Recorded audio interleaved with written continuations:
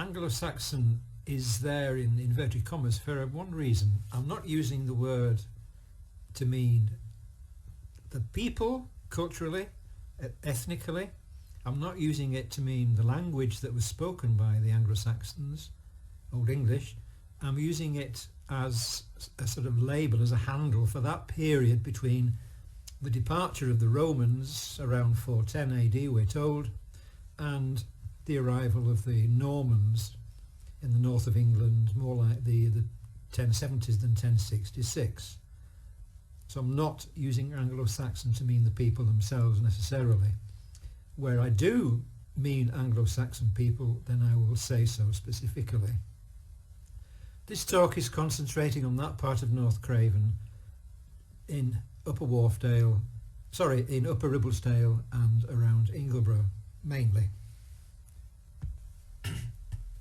This is just one book. I could have picked 6 or 8 or even 10 books or articles, academic works that have been published this side of the year 2000. I've picked this one because it's local to us. Okay, it's northwest England, but if you think of this part of North Craven, it is really more northwest than northeast. We're west of the Pennine watershed. The main rivers go to the west. The climate is coming from the west, generally speaking. And this particular book, published there as it says in 2006, which is currently being redone online, went through the whole of prehistory and history. And for the Anglo-Saxon period, that statement there is a direct quote from the book. There are no known Anglo-Saxon settlements in the northwest. And as I say, I could have taken that similar wording from any one of 8 or 10 books. I'm not criticising them, not in any way. It's simply, the key word there is known. There were no known Anglo-Saxon settlements. It was a big blank on the map. The map on the left there, in one of Professor John Blair's works, he's a professor down at Oxford, and that map shows Saxon period, not Saxon people, Saxon settlements, Anglo-Saxon settlements, late, middle and early. And you can see there's absolutely nothing in the northwest, not a single one. And the following year he had that article published in Current Archaeology magazine, exploring Anglo-Saxon settlement, and he says in the article he contacted every county and national park historic environment record. He contacted all the commercial units across England. He contacted a lot of local groups, though not to my knowledge any up here. And in it he said the same thing as that previous book. There are no known settlements in the northwest. And by 2014 we'd already been getting proof of settlements from this period. So I wrote him a very nice email saying, excellent article, very interesting, but we've got them popping up here and there. And instead of getting irate that somebody had bothered to criticise him or contradict him, it actually started a long-running conversation by email, and he got his revenge in the end. I had to go down to Oxford, I forget when it was now, to deliver a seminar at the university. And that was 4 years later. This book, which I have to say is an absolutely magnificent book, very readable and very detailed. In that book, on page 157, if you look at the map there, up in the top of the map, northwest corner, the Ingleborough Group. So we had, from the email correspondence we had, he actually included that, and I know in a more recent publication, one published last year, he included more than just those 3 sites around Ingleborough. So progress is being made, getting this known, getting this out into the world. The work that we've been doing, and when I use the word we, it's partly, some of the sites were under the aegis of Ingleborough Archeological Group. That's Clapham Bottoms, no, not partly Clapham Bottoms, Crummockdale, Top Cow Pasture, Upper Pasture. Those were IAG projects. Clapham Bottoms Phase 2 and Souther Scales were stories in stone projects, and Browse Pasture was one that I just set up as part of my own research agenda. And the let's call it the project, looking at these Anglo-Saxon sites, started in 2008 and finished last year, 2019. And the letters there on the map, TCP, UP, CID, etc., those are the sites that we worked on over the period. Within the what we call the Ingleborough Triangle, between the two B roads and the A65, and just across the valley near Chapel-le-Dale itself. So that's the study area. That's what we worked on. And we started, as I say, in 2008 here in Clapham Bottoms.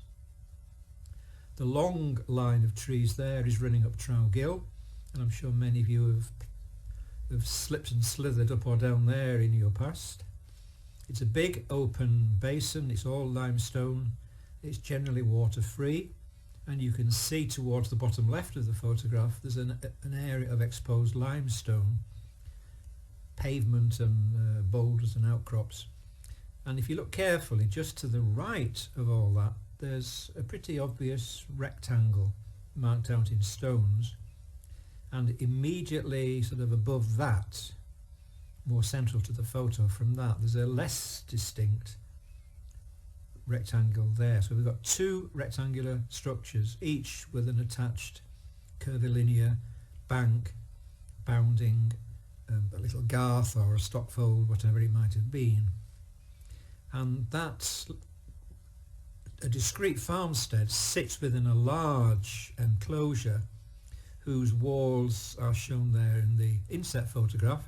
1 metre scale bar there, broad, so it's over a metre wide, double skin, in other words big boulders, recumbent slabs, vertical orthostats on both faces, infilled with stone rubble. That in itself would not have been stock proof, certainly not for sheep, so it must have had some kind of stock proofing on the top, possibly a dead hedge, more likely a live hedge, hawthorn or blackthorn, or a mixture of the two.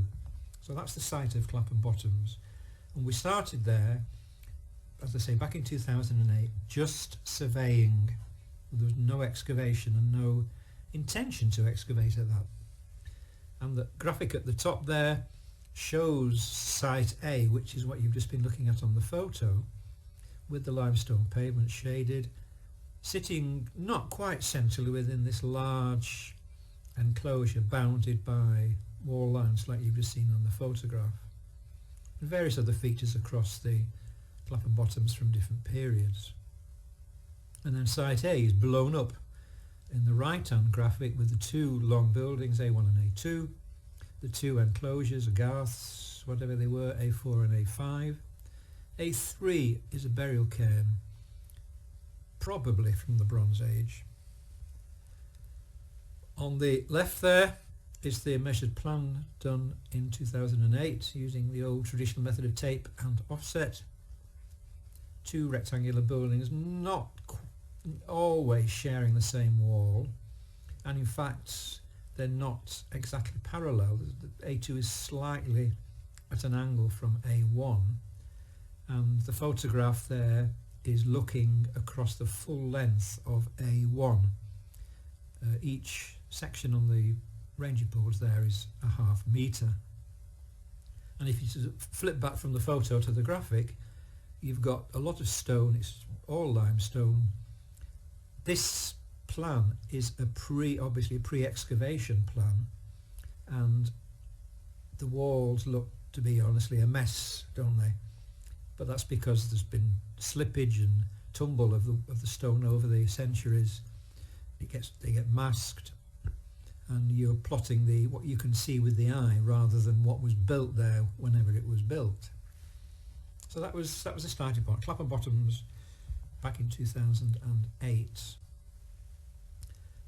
In 2018 we went back under stories in stone specifically to excavate. We put several trenches, 2 in the long building which you can see here, 1 in the smaller building and 1 over one of the curvilinear banks.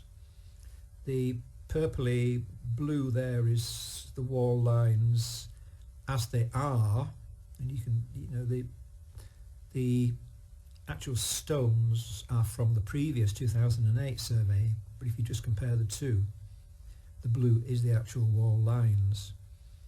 Bringing down the middle, you've got shown either in red shading or red outline, you've got paving slabs, limestone and sandstone, forming a durable, hard, clean, level surface right down the middle of the building. And then T1 and T2 are 2 trenches. Within T1 you've got a smaller wall marking off a corner, what should we call it, a compartment. And partly running into T2 there's another wall line, not quite, going across from one side to the other. So you've got a doorway there going through into another annex, if you like, or compartment, or whatever you want to call it. And it was in T2 that we found the hearth for this building. We got charcoal from both trenches, both T1 and T2, and the 2 dates are shown there, calibrated dates, identical dates from the 2 trenches, AD 660 to 780.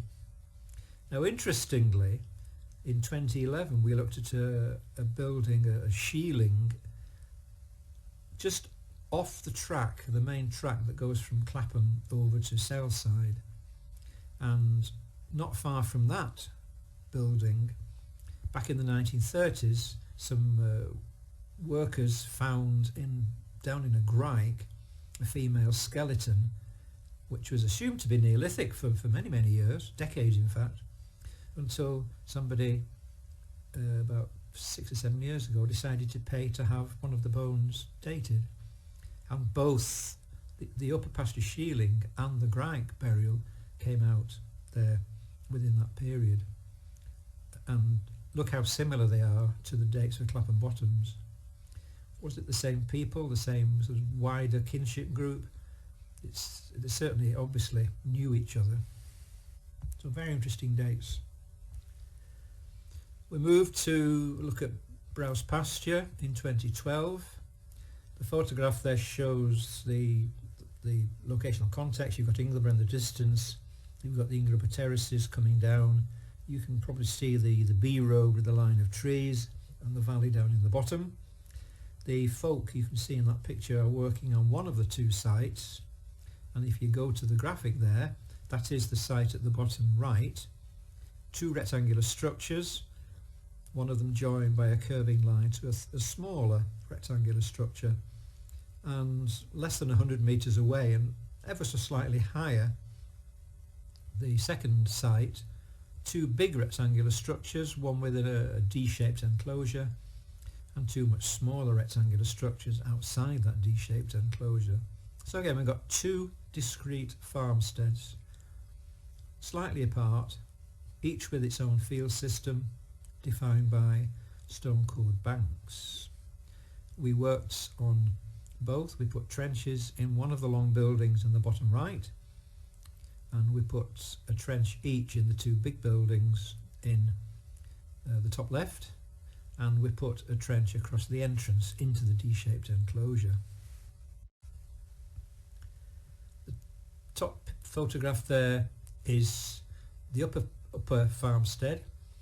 This is the building within the D-shaped enclosure. You can see the stone bank coming round towards a red flag on the bottom, sort of centre right. This is just being trimmed prior to excavation. You've got the other larger building beyond it there with a huge pile of late 20th century stone dumping. And even before excavation, you can see, looking particularly at the right hand wall, very thick, again half metre scale, very thick, up to 1.6 metres wide, double skin, rubble infill, massive gable wall at the end there, and like most of the buildings across all of the sites we looked at over the years, the buildings have right angled corners and rounded outer corners.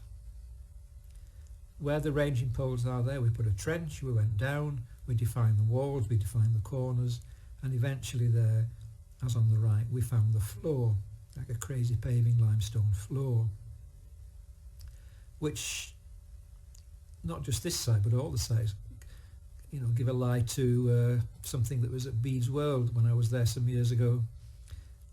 One of the plaques on the wall, their houses were wooden, they did not build in stone.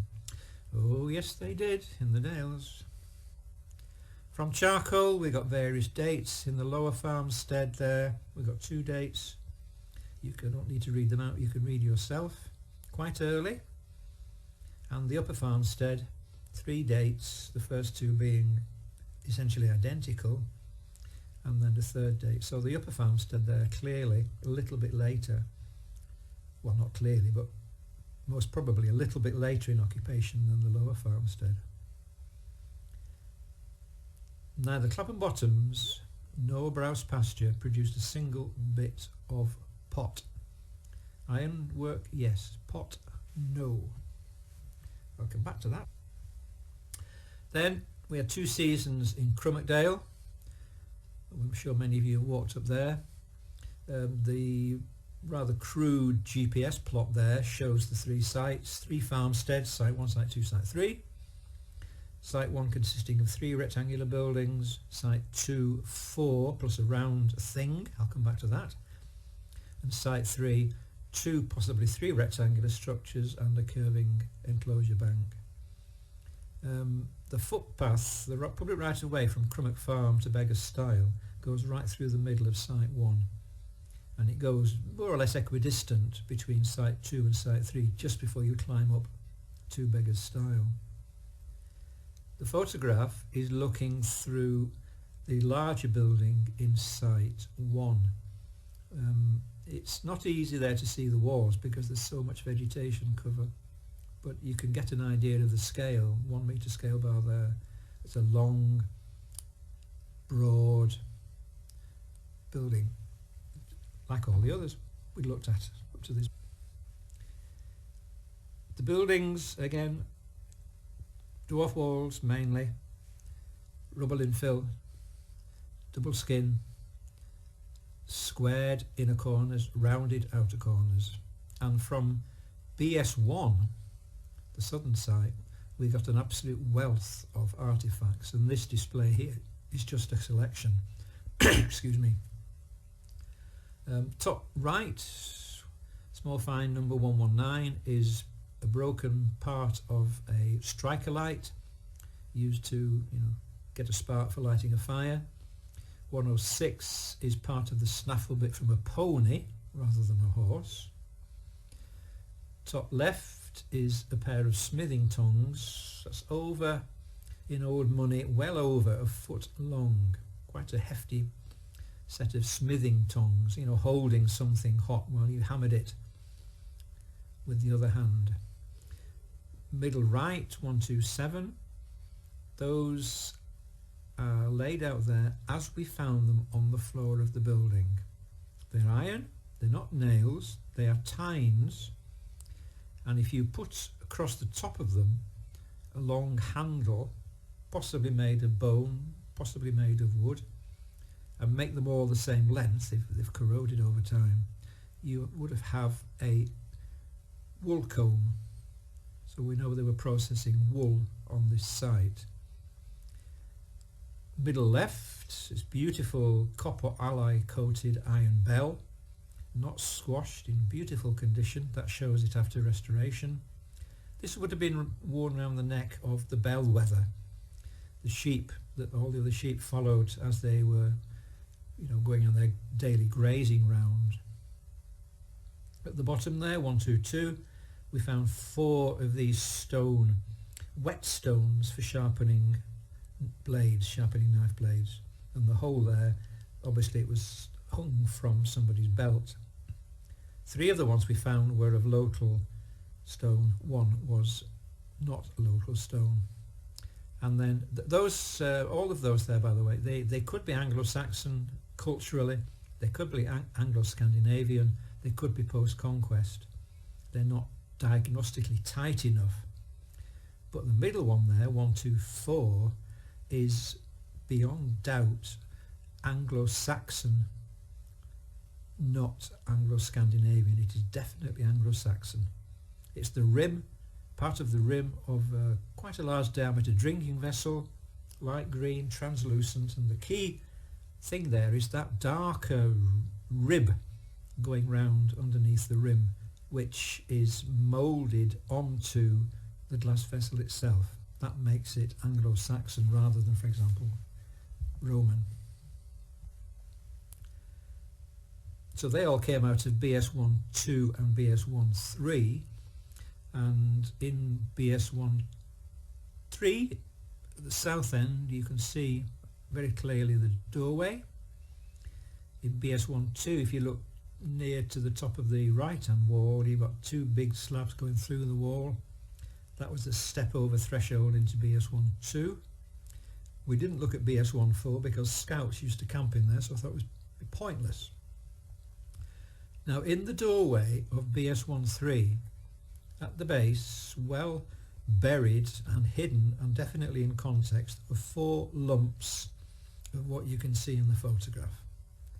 They are pure iron ore, hematite. So we know they were working, they were smithing. Well, we know that from the tongs and 1 or 2 other items we found there.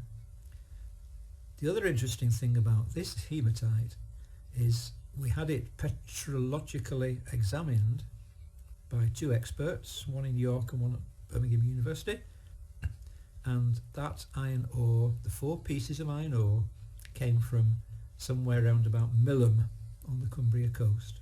So that points to long distance trade networks and contacts. So fascinating finds from that site. Couldn't have wished for more.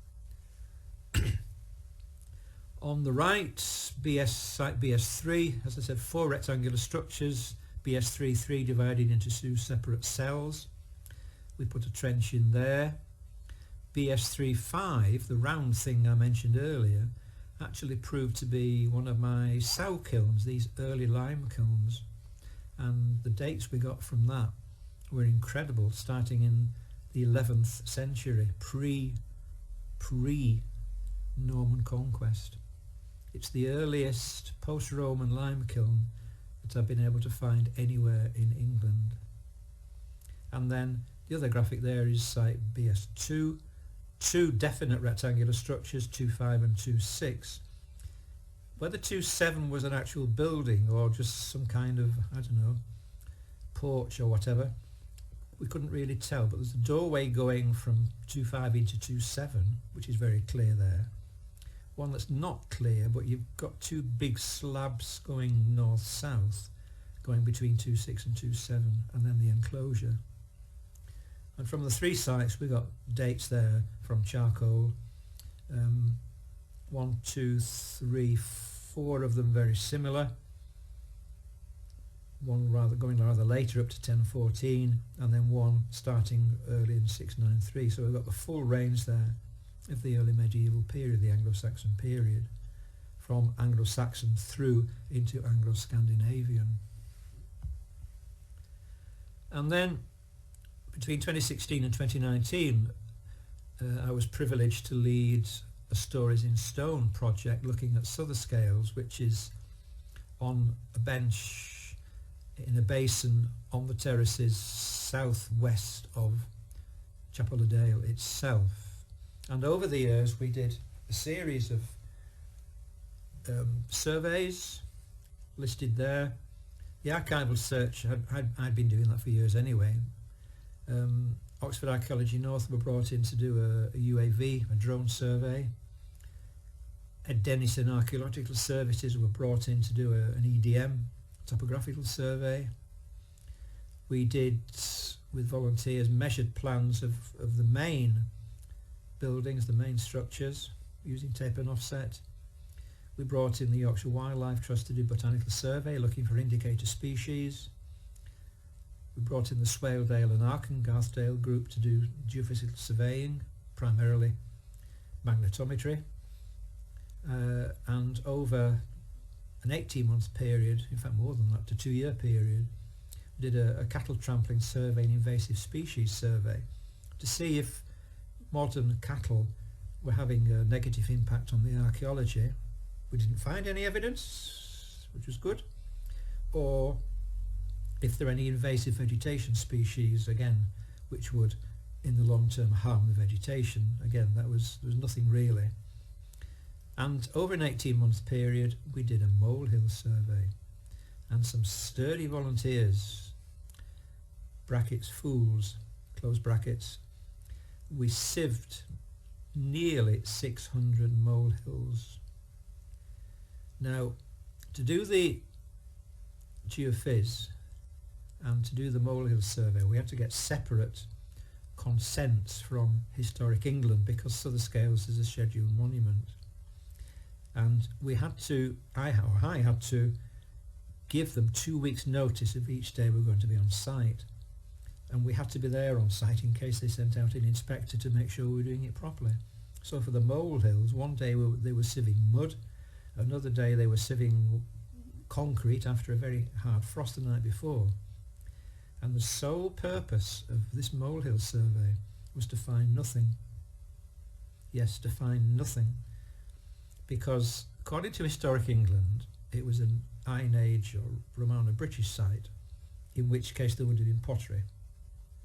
According to the National Park's Historic Environment Record, it's a deserted medieval settlement, in which case there would have been pottery.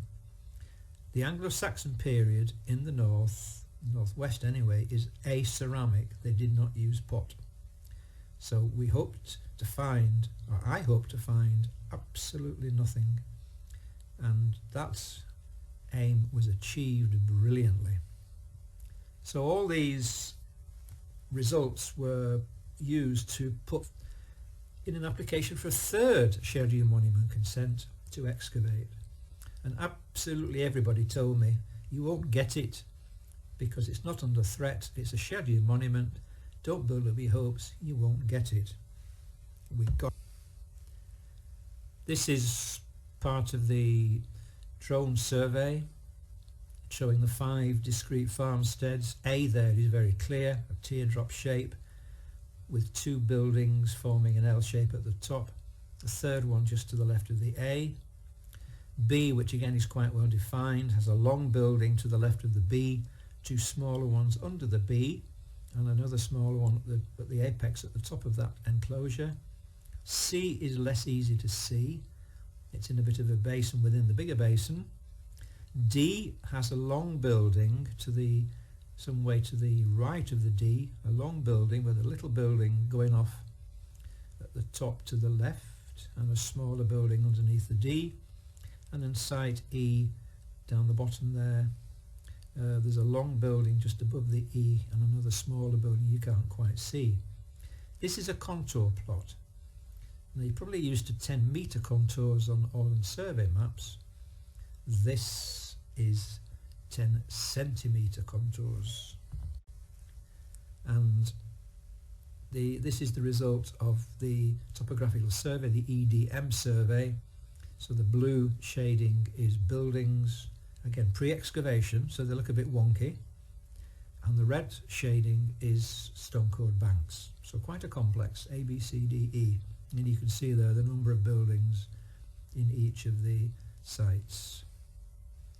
So the scale scar above the shaded screes there at the top right of the image. Just a couple of shots of typical of the buildings, 2 of the longer buildings, the one on the bottom there, massive stone walls, absolutely massive width. Again, same old story, inner corners right angled, outer corners rounded, dwarf walls, very broad, double skin. And the other picture there, another long building, very, very similar. They were all very, very similar. I asked for permission to put in 6 trenches, and we got permission to put in 6 trenches. This is one on the gable end of one of the buildings. You can see at the bottom of the photo there 2 huge recumbent slabs marking the inner and outer faces of the wall. The gable wall banked going out of the trench, and then on the middle of the left hand side of the trench there's a big sandstone slab, part of the floor. So I imagine they would extend through the building left off the photo. That was by far the biggest trench we put in. Most of them were keyholes. Got a few iron artifacts, no pottery as I've said, either from the excavation of the molehills, and we got these 2 lumps. This again is iron, it's slag, iron slag, and it's not smithing slag, this is smelting slag. So we didn't find the furnace, but these 2 lumps tell us they were smelting iron ore somewhere in that complex. Where did it come from? West Cumbria. And this is just 2 of the buildings, the pre-excavation topographical measured plan surveys. This is, if you look on the other map, it's A1 and 2, sort of turn through the compass, A1 and A2. We've put trenches in both of them. And that is A1 and A2 at right angles, and A3 down towards the bottom left. Wonderful reconstruction by Dominic Andrews there. Apart from the bed sheets and the cart, there's archaeological evidence for everything in that reconstruction. The rounded outer corners, the hipped roof, in other words, sloping down on all 4 faces, the positions of the doors, the positions of the stone banks with some kind of stock-proof hedging on top, 2 platforms, one nestling between the 2 buildings, another one bottom right. We found cattle bones, we found sheep bones, and we found evidence of poultry, chickens. I'm very pleased with the way that has come out. Moving on to part 2, if we look at the findings from all the sites that we looked at and all the trenches we looked at, just whiz through in varied detail through those 8 sets of variables and the issues, their commonalities, wider links and implications. We start excluding southern scales. We got 29 radiocarbon dates, either from charcoal or from bone, which includes teeth. And the key things there, if you flip down to the bottom and look at 601 AD and 1001 AD, and with very few exceptions, they all fall between that. And if you look a bit more closely, the earliest ones are about 640, going up to just round about 1000. There are 2 that go beyond 1000. One goes to 1014, one goes to 1015. There are 2 sites, TCP structure 1 and TCP structure 3, which are later. They were not Anglo-Saxon buildings, but there was an Anglo-Saxon building on that site. So we've got the date range there. This graphic is it's from Bayesian analysis, statistical analysis, which is beyond my ken. And if we include southern scales, then we've got 29 plus 13, and they're all again between 601 and 1001, with one exception. Very tight dating. These are the only dates, and the first dates and the only dates from the Anglo-Saxon period in the Dales. So just to summarise the calibrated dates, 3 fell in the latter part of the 7th century, 6 from the mid-7th to the mid-8th, 17th from the beginning of the 8th to the beginning of the 10th, and only 3 going beyond that, from 800 to round about or nearly 1,000. The latest dates, as I said, one from Top Cow Pasture finished in 1014 and one from Crummockdale finished in 1014. Both starting at the same time and finishing at the same time. Amazing congruity. Exciting. Altitude, all the sites are on just above or just below the 300 metre contour. All the sites are based on limestone with renzinas, which are thin mineral soils that result from the breakdown of the limestone.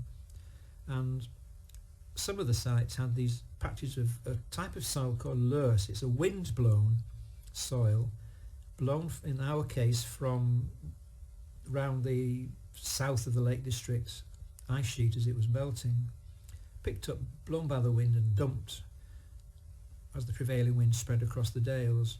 It's very fertile, it's very easily worked, very well drained, and it survived in the dales in hollows and places where it was sort of protected from the wind. And these were significant for, in little patches as we found on two of the sites, for little garden. Building plan forms, out of the 35 buildings in total, they all had dwarf stone walls. You got the mean height there from 0.5 metre to 0.7 of a metre. Virtually all the stone was limestone.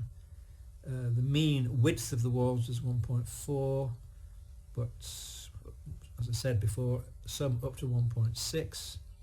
We found evidence where we excavated of either paved or rammed earth floors. Said already, and from, it wasn't possible to tell for all the buildings, but for 25 of the buildings where we could conclude, squared inner corners, rounded outers. Hearths, with one exception only, they were tucked into a corner of a building, and we found 8, possibly 9 hearths across the different sites.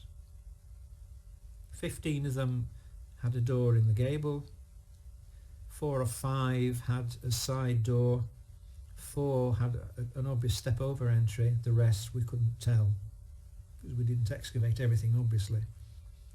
In terms of building length, 31 of the 35 fell within the range 8 to 15 metres. In terms of width, all of them fell between 3 and 6 metres, so you got quite an obvious length to width ratio there. Now, common building template. These plans are from an excavation done many years ago at a place called Raunds in Northamptonshire. They're all timber buildings, and all those little circly things are post holes. And if you look at one on the left, it's got a little compartment in the top corner. Look at the other two, they've got walls going across, making a little compartment either at the bottom in 99 or the top in 94. That's down in Northamptonshire. Is it a coincidence or is it not? If you look at the Clapham Bottoms and compare T1 at Clapham Bottoms with O1 at Raunds, apart from the fact it's on the opposite corner, it's just the same, that little compartment in the corner.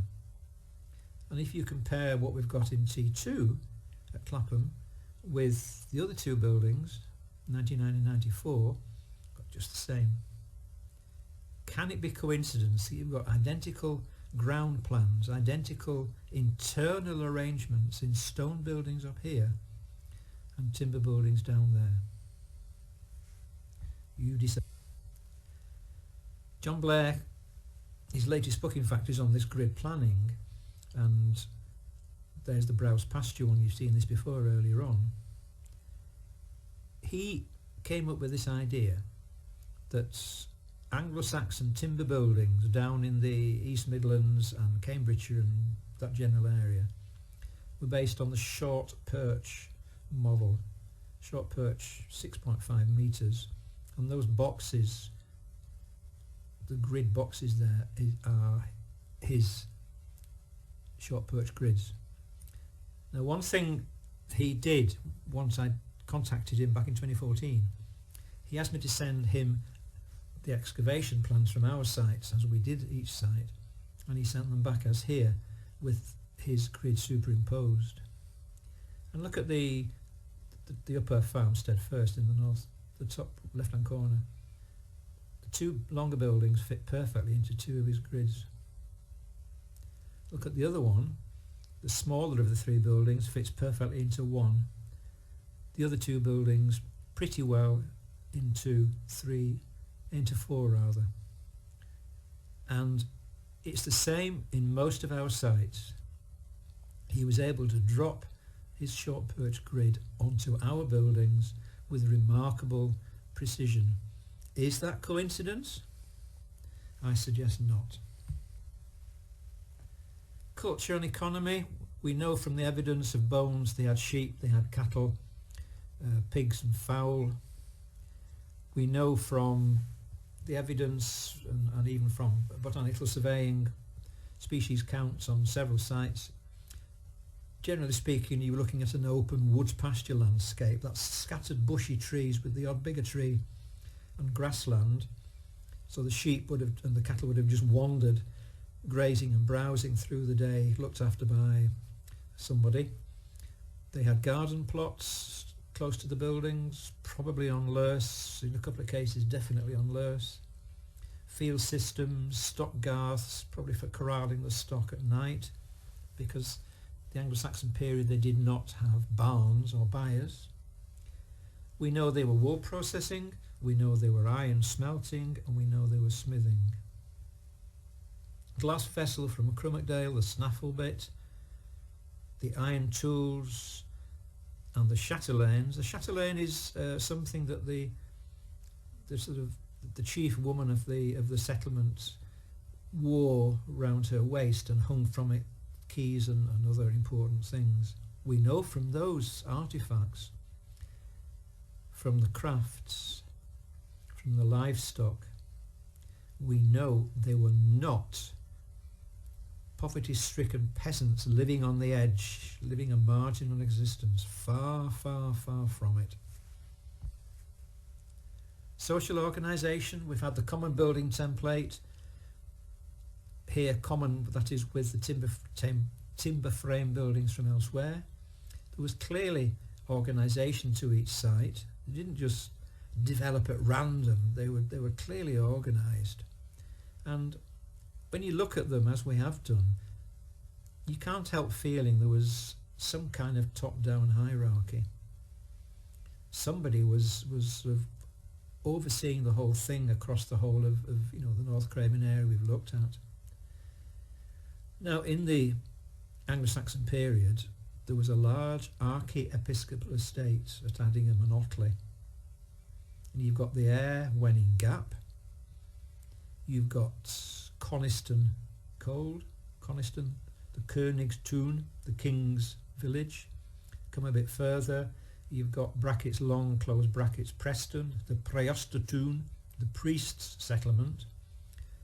Not that the king ever lived at Coniston, it was just one of his estates. So are we looking at Long Preston? The long bit is new, by the way, relatively new. Are we looking at the Preostotun being an offshoot from the archiepiscopal estate? Are we looking at this clear organisation being organised, for want of a better word, by the church? Not by, sort of quote-unquote barons, but by the church. It's not fact, that's hypothetical, but it's certainly a plausible suggestion. Wider links, obviously the iron ore from Crummockdale points to Millom, as does the smelt slag from Sotherscales, long distance trade around the coast, down the rivers around the coast. Where did the glass come from? They had a pony, and we know that the Anglo-Saxon period they did not use horses or ponies as draft animals, they were for riding, which again, just that alone says they were not poverty-stricken peasants. And then there are ecclesiastical links, proven ecclesiastical links. If you start in the Lune Valley at Halton near Lancaster and go up the Lune Valley, there are several examples of stone carved crosses, and the decorations, the decorative elements on them are identical to some found around Hexham in the heart of Northumbria, the Anglo-Saxon kingdom. So there are lots and lots of wider links. The old idea of, oh, the Dark Ages, forget it, bin it. Settlement shift. Only 2 dates after 1000, and if you look at some of the later date ranges, they didn't go to the 1090s or even the 1080s. Really, they stopped around about 1070-ish. So not one of the farmsteads, not one, went past the year 1000 in reality. Something happened. They were abandoned. When? We've just said, in the third quarter of the 11th century. Why were they abandoned? Now, here's my model. Most of the Anglo-Saxon period, as in the Iron Age and the Roman Iron Age, they use what was called the ard, A-R-D, or the scratch plough. Scratch plough. The second plough should belong to mouldboard. How's it got down there? The scratch plough. 1 oxen was enough for that. Within the Anglo-Saxon period, and it was slightly later up here than further south and east, was the introduction of the mouldboard plough, which turned the soil over rather than just scratching a groove through it.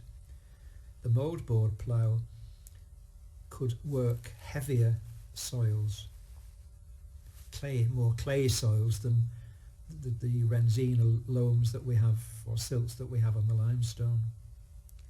At roughly the same time, the primitive wheats that had been the staple hitherto were generally replaced by bread wheat, Tristicum aestivum. Bread wheat can tolerate heavier clay soils.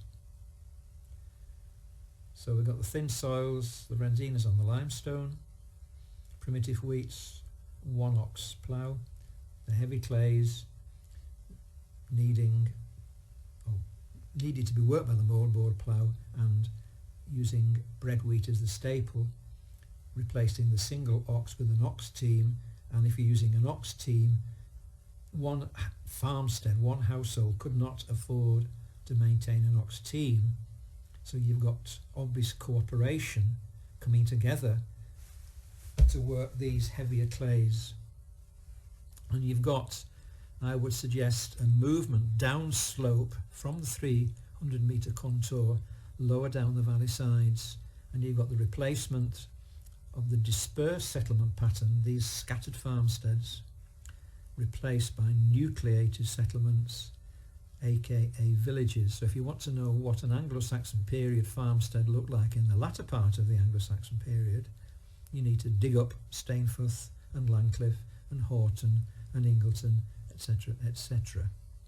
So that's a model of what happened here during the later 11th century. Well, or culminated in the later 11th century. And the results of all this work over a 12-year period raises implications for other sites in North Craven, and this is a site on high folds just above and behind Malham Tarn House. Look on the top photograph first. You've got the building there clearly visible in the snow. Looks as though it's got an apsidal end, in fact it doesn't. The bottom photo is it looking from right to left in the aerial photograph. Again, same old story, double skin walls, dwarf walls, very broad, rounded inner corners, squared inner corners, rounded outer corners. You can't quite see it, but just beyond there is a stone wall making a garth. And then the graphic which flips that photo through 180 degrees, you've got the building and its garth with an entry point, an obvious entry point at the south end, and it's sort of sheltered by that knoll. In the building, what looks like a doorway on the top right may have been. We didn't excavate this, so who knows. And then you've got the later field wall running down, chopping the whole thing off. So this has never been looked at properly, other than this survey, which I took the photographs back in the 90s. Did the survey maybe 5 years ago, something like that. Maybe from this period. And then Bleemore. This is one that we hope to dig if and when COVID-19 flies away with IAG. The D there is a very small structure. Look at the scale there. It is no more than about 5 metres long, with a smaller odd-shaped building next to it and various enclosures at sea.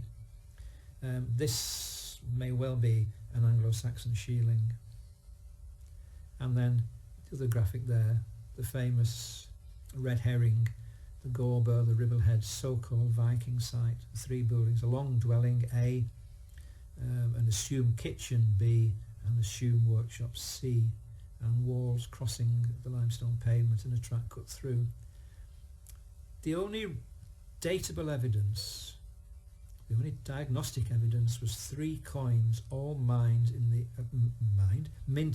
in the 850s in Northumbria, and the moneyer, the person who made them, is known. He was an Angle. Too early for Vikings. It might have been Viking, it might not have been Viking, it might be conquest. Nobody knows for sure,